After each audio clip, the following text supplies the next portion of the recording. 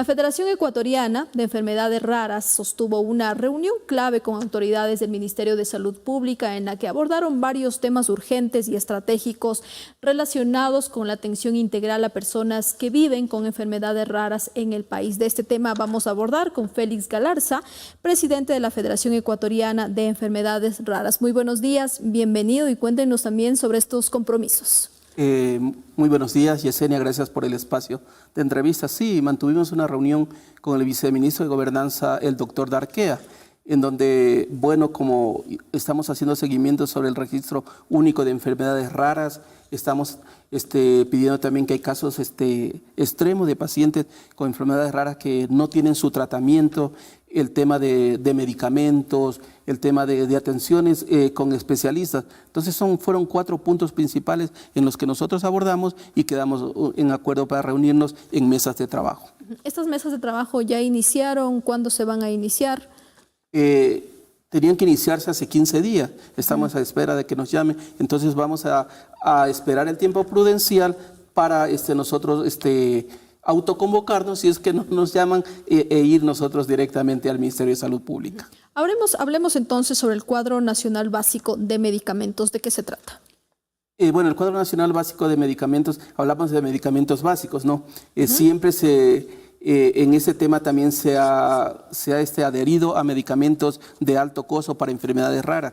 Vemos que no siempre estos tratamientos para pacientes con diferentes tipos de enfermedades raras son tomados en cuenta. Entonces hemos pedido que se revise, que se incluyan nuevas tecnologías en medicamentos, nuevos tratamientos, porque vemos que hablan de lo básico, ¿no? Al hablar de lo básico estamos hablando de aspirina, de gasas, pero no se habla de estos medicamentos de alto costo, de los pacientes con enfermedades raras, catastróficas, que necesitamos que se incluyan. Anteriormente se habían incluido cerca de 17 nuevas tecnologías y medicamentos, pero ahora vemos que se ha demorado un tiempo muy largo, ya son casi 3 años y no se ha hecho nada con ese Cuadro Nacional Básico de Medicamentos. Claro, cuando hablamos, por ejemplo, de nuevos tratamientos, de nuevos medicamentos, incluso por tema de avances con la tecnología, ¿qué podrían, por ejemplo, ustedes proponer al respecto? Bueno, nosotros desde siempre estamos a la vanguardia, ¿no? Al estar unido con organizaciones de diferentes países, conocemos lo último que hay en medicamentos, en tratamientos para enfermedades raras. Entonces, concatenamos con esa información y queremos que los pacientes en Ecuador también sean partícipes de ellos, no que sean candidatos. Y recordemos que solo el 5% de pacientes con enfermedades raras son candidatos a un tratamiento farmacológico como tal. El 95% no, solo hablamos de ese 5% que es candidato para ello. Estos tratamientos, ¿cómo se han ido dando también en el país? Usted como presidente justamente de la Federación Ecuatoriana de Enfermedades Raras, ¿cómo se tratan estos casos? Bueno, cuando el paciente es candidato a uno de esos tratamientos, sigue el proceso, ¿no? Llega al hospital, el médico tratante le prescribe el tratamiento, pasa por los anexos, unos documentos que se envía al Ministerio de Salud Pública, de ahí sale a la mesa de la COTIEN, que es una instancia donde se aprueba el medicamento, pero ahí duerme el sueño de los justos. Tenemos un caso de una paciente en Guayaquil que tiene 14 años, que entra y sale a cada momento del hospital, ya cerca de 2 años, y está prescrita hace 2 años, y no logra que le llegue el tratamiento como tal. Bueno, estos tratamientos también son costosos, estos tratamientos toman también su tiempo. ¿Cómo es el proceso? Son costosos, pero le cuesta más al Estado y a los gobiernos de turno no tratar a estos pacientes, porque un paciente con esas patologías conlleva que tenga secuelas de la enfermedad y existen comorbilidades. De la enfermedad de base se desarrollan otras enfermedades, entonces al Estado como tal, a los gobiernos les cuesta mucho más que si hubiera medicina preventiva, a estos pacientes se los detectara tempranamente, no hubiera estos casos. Y no son por miles o millones, son cientos de casos, ¿no? Y en estas mesas de trabajo que también ustedes han manifestado se van a realizar, por ejemplo, ahí también se podría abordar temas de tratamientos, medicina preventiva que usted acaba de mencionar, porque también hay experiencia ya con otros países. Hablamos ahí viene el tema del tamizaje neonatal. En el país se hace 4 tamizajes neonatales. Debería ampliarse para otras patologías Y aplaudimos, sí, cuando hace un buen trabajo. Justo CGMED, que el Centro de Genética Médica, está abriendo espacios para otras patologías, pero el tamizaje neonatal sigue ahí y sigue subcontratado. No siquiera lo hacen en el CGMED, sino que subcontratan a otros laboratorios y los hacen fuera, que para eso se creó el Centro de Genética Médica, para que ahí lo hagan. Hablamos un caso especial, Costa Rica, un país tan pequeño, tiene 53 tamizajes. Imagínense, nosotros un país que tenemos mayor cantidad de habitantes, deberíamos tener mínimo 30, 35 tamizajes. Por ejemplo, este es uno de los tratamientos, digamos, procesos que se podía haber abordado cuando queremos hablar de prevención. ¿Qué otros más? La prevención, aquí también viene la educación al paciente, a los médicos y a los futuros médicos. Es importantísimo la educación. ¿Por qué la educación? Porque así conocemos qué patologías existen en el Ecuador.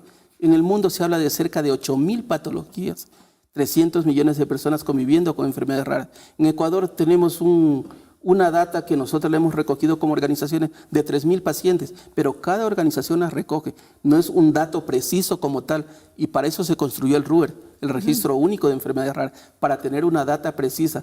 Porque yo no puedo ir ante un ministro, ante un presidente y decirle, mire, creo que tenemos 400 casos. Para eso se hizo el registro, para saber cuántos son, dónde están, quiénes son, qué patologías tienen mayor incidencia y prevalencia en el Ecuador. Y ustedes están ahorita dando seguimiento a todos estos casos que tal vez no están en el registro, pero que ustedes de alguna manera dan seguimiento. Sí, ahí viene el tema de varios pacientes, de varias organizaciones, ¿no? Cada organización, una federación, acogemos a decenas de organizaciones y cada organización de esas lleva una o dos patologías. Hay pacientes con acromegalia, con distrofias musculares, con atrofias musculares, pacientes con inmunodeficiencia primaria, hemoglobinuria paroxística nocturna, síndrome hemolítico urémico atípico, SHUA. Entonces estos pacientes nosotros los tenemos detectados y son poquísimos, ni siquiera son por miles. Y esta reducida cantidad de pacientes no tienen su tratamiento. Hay vienen casos de que el paciente tiene que luchar, irse a la vía judicial para lograr ese aspecto.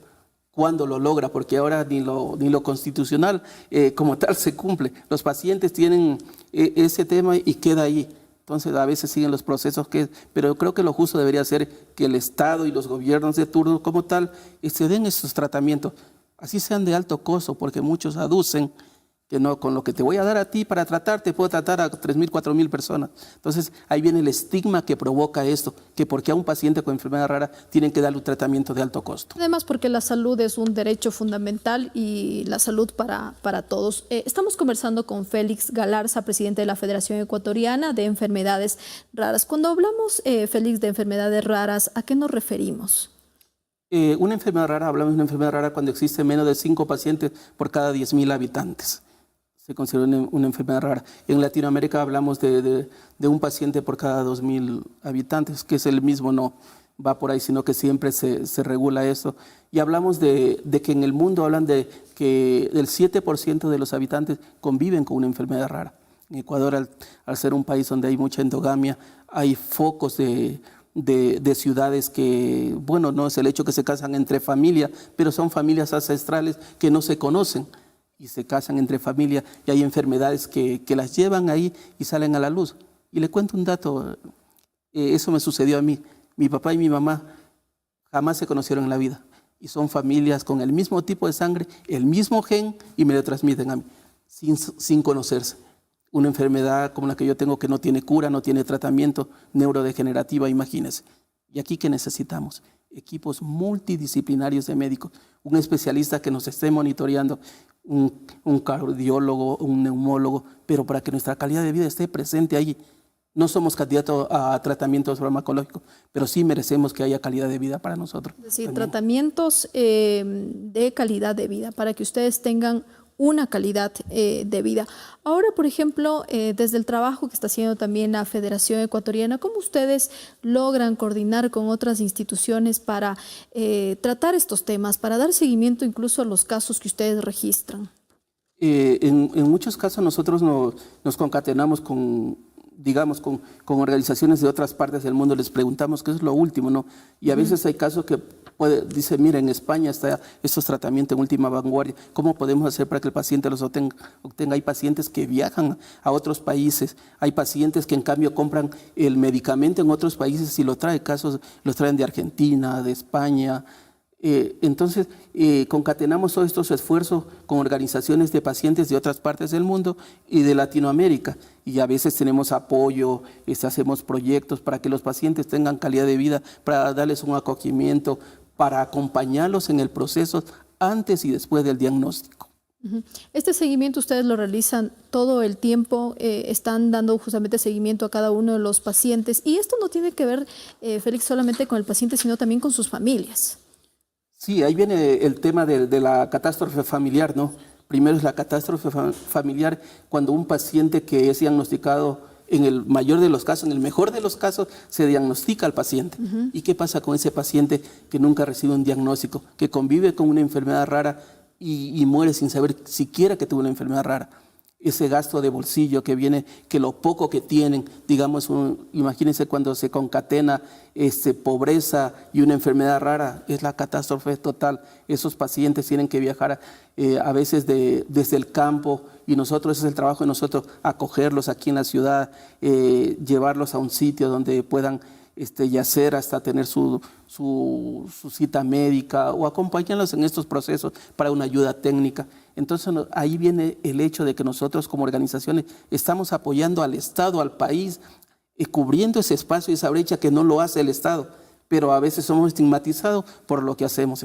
Eso debería prevalecer y hacer conocer que nosotros apoyamos al Estado en lo que hace, con nuestro peculio y con lo que nosotros autogestionamos para ello. Y para eso también es importante, y lo que conversábamos hace un momento, las normativas. Ustedes están trabajando también en mesas de trabajo para revisar ciertas normativas que permitan, por ejemplo, fortalecer políticas públicas en favor de las personas con enfermedades raras.